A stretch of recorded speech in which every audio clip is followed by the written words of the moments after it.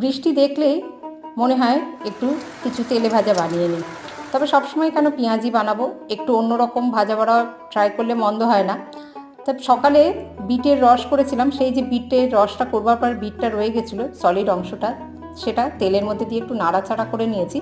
আর জলখাবারে পাওভাজি বানিয়েছিলাম, তার ভাজিটা একটু রয়ে গিয়েছিলো, সেই ভাজিটাকেও তার মধ্যে মিশিয়ে নিয়ে একদম শুকনো শুকনো একটা পুর করে নিলাম। আর টমেটোর হাফ করে কেটে তার দানাগুলো ছাড়িয়ে নিয়েছি। তারপরে তার মধ্যে একটা দিক মানে ফাঁকা অংশটাতে ভরে নিলাম, দুই একটাতে উল্টো দিকেও একটুখানি রয়ে গিয়েছিল বলে পুরটা ভরে নিয়েছি। বেসনের একটা ব্যাটার তৈরি করে নিয়েছি, তারপর তেলের মধ্যে ভেজে নিয়ে টমেটোর চপ বানিয়ে নিলাম। এইভাবে মানে কোনো জিনিস থেকে গেলে মিশন মঙ্গল দেখেছেন তো, সেখানে বলে না যে রাতে থাকা সবজিকে সকালবেলা মেয়েরা ফোড়ন দিয়ে অন্য একটা সবজি বানিয়ে নেয়। সত্যি কিন্তু এইভাবে এই টমেটোর চপটা বানিয়ে নিলাম, আর একটু সাজিয়ে গুছিয়ে পরিবেশন করতে ইচ্ছে হলো।